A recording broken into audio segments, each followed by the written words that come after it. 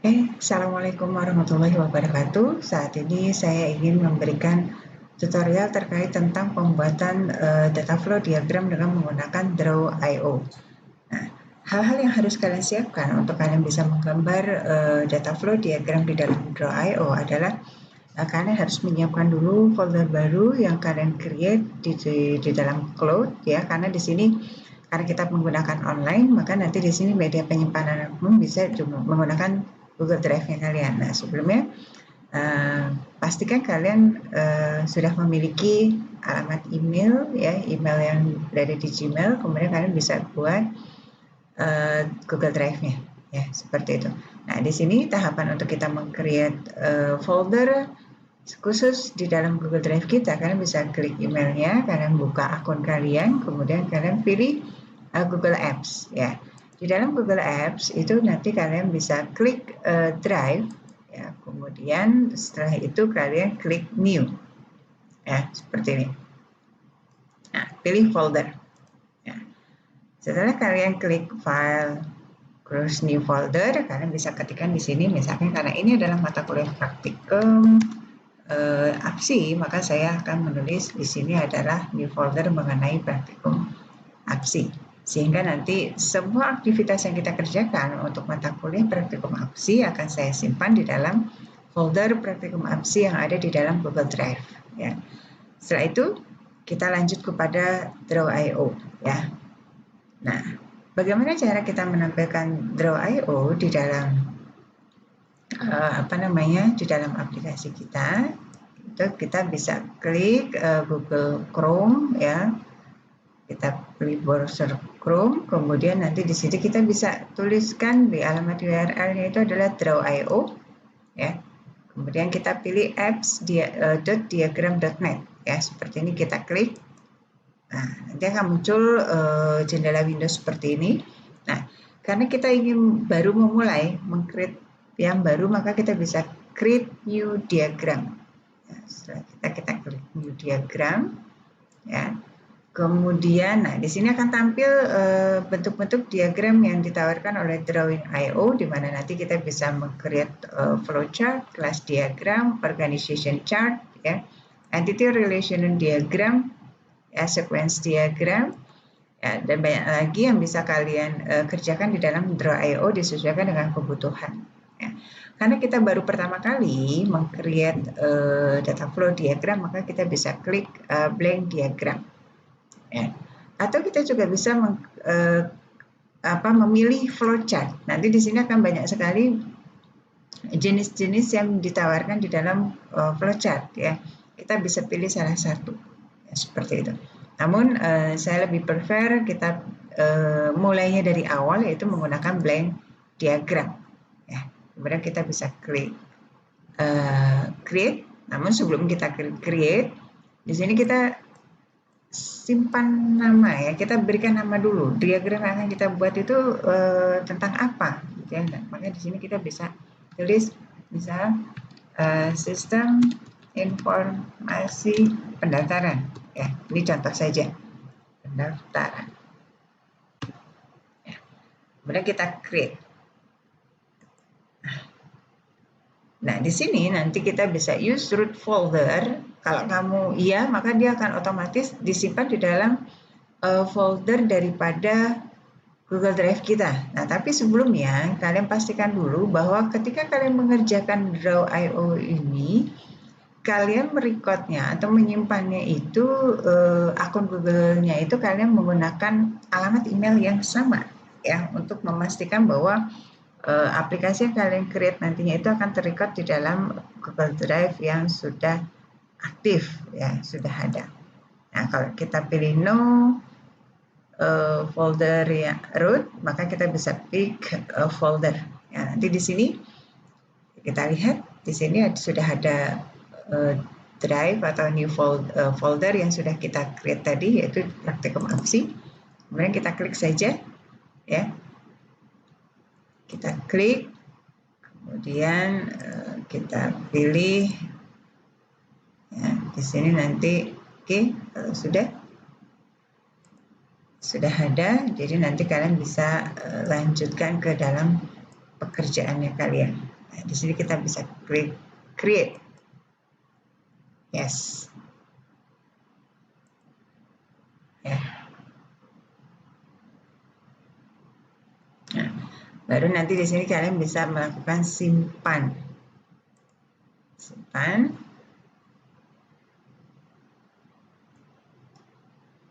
Ya. Nah, setelah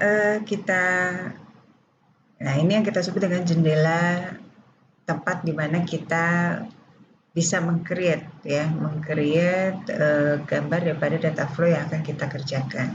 Nah, ini adalah merupakan tampilan-tampilan gambar yang bisa kalian gunakan untuk menggambarkan bisnis proses daripada perusahaan yang tempat di mana kalian melakukan riset ya. Ini banyak sekali ya contoh-contohnya. Nah, di sini kita bisa melakukan pemilihan kita mau pakai apa ya. Nah, ini banyak sekali gambar yang bisa ditawarkan di dalam Dry.io. Nah, kita bisa mulai. Nah, di sini ketika kita menggambarkan data flow diagram, kita harus memastikan dulu proses bisnisnya kita itu tentang apa. Nah, karena tadi kita bicara mau tentang sistem informasi pendaftaran, maka kita pastikan lagi sistem informasi pendaftaran apa. Nah, di sini saya contoh misalkan sistem pendaftaran pasien. Ya.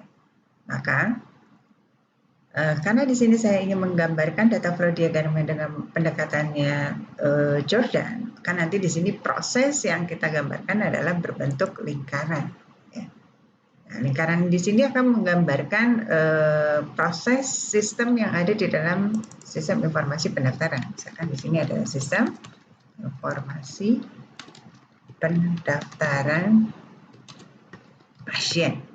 Nah, ketika kita ingin menggambarkan sistem informasi pendaftaran pasien, maka di dalam benak kalian harus sudah menggambarkan atau membayangkan seperti apa sih mekanisme sistem informasi pendaftaran pasien, kan gitu ya. Siapa sih yang membutuhkan itu? Nah, kalau kita bicara sistem informasi pendaftaran pasien, berarti aktor atau orang yang terlibat di sini adalah si pasien itu sendiri, maka dia kita sebut sebagai external entitas. Ya. Nah, ini kita sebut dengan external entitas. Nah, kita gambarkan dengan rectangle atau kotak, ya seperti itu. Ini adalah simbol daripada data flow diagram untuk menggambarkan external entitas. Ya. Sedangkan circle atau lingkaran ini akan menggambarkan proses yang berada di dalam sistem atau yang dikenal dengan istilah internal entitas. Seperti tadi yang sudah saya sampaikan, ketika kita bicara sistem informasi pendaftaran pasien, maka eksternal entitasnya itu adalah si pasien itu sendiri. Maka kita tulis di sini pasien. Nah, bagaimana sih cara kita menginputkan informasi ke dalam kotak ini? Tinggal objek daripada eksternal ini kita double klik, maka kita bisa langsung mengisikan data di situ. Ya. Kemudian setelah kita menggambarkan tadi ya eksternal entitasnya, kemudian ada informasi apa sih dari pasien kepada sistem ya, kepada sistem yang akan kita buat di sini. Ya. Oh, ternyata pasien ketika dia mau mendaftar untuk berobat, maka dia akan memberikan identitas terlebih dahulu kepada sistem, yaitu berupa data. Nah, ini bisa kita double klik ya. Nah, maka akan tampil seperti ini. Nah, di sini kita bisa mulai mengisikan arus data yang kita gunakan. Misalkan di sini adalah form. Ada form pendaftaran. Nah, nanti tampilannya seperti ini. Nah, ini kalian bisa melakukan penggeseran. Nah, cara melakukan penggeseran itu kalian bisa klik tanda orange ya, diamond orange ini untuk memindah. Ya. Nah, nanti tampilannya akan seperti ini. Kemudian selain form pendaftaran, data apa saja yang diberikan dari pasien kepada sistem? Oke. Bukti bahwa pasien ini adalah pasien yang sudah terregister atau terdaftar di dalam klinik atau rumah sakit atau puskesmas dan sebagainya, maka dia harus memberikan data, apalagi kartu pasien. Contohnya seperti ini.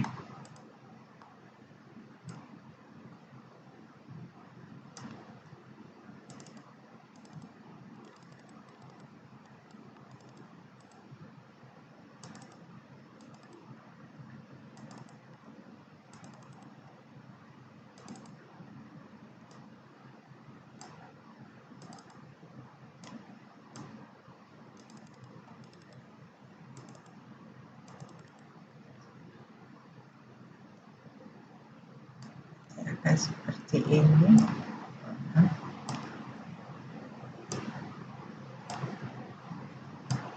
Ya.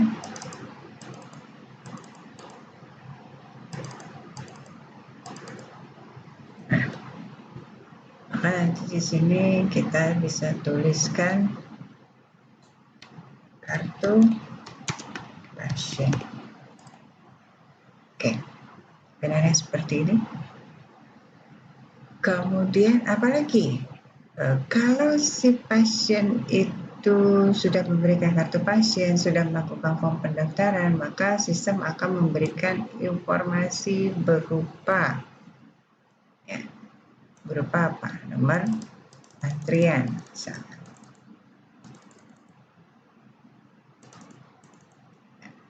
Jadi nanti di sini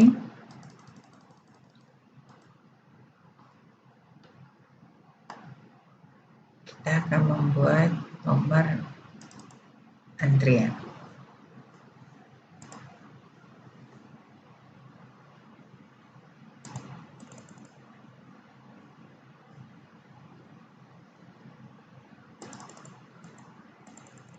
Ini kadang-kadang agak susah ya, diklik harusnya ada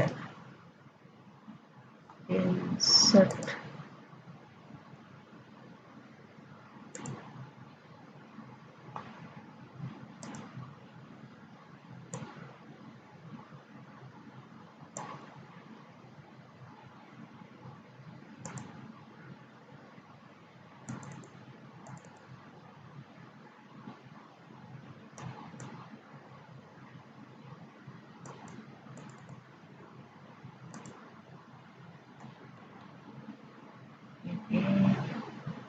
Nomor antrian.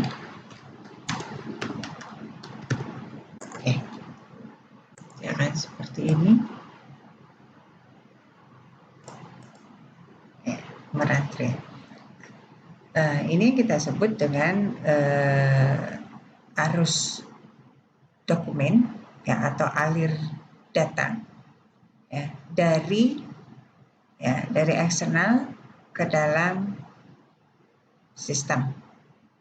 Kemudian dari sistem ke eksternal, yaitu berupa nomor antrian seperti itu. Ya, mungkin itu saja yang kita sampaikan pada kesempatan hari ini. Nanti kita lanjut lagi di tutorial berikutnya. Terima kasih. Wassalamualaikum warahmatullahi wabarakatuh. Kita simpan dulu ya. Oke, kita simpan. Klik. Oke. Sudah kita selesaikan.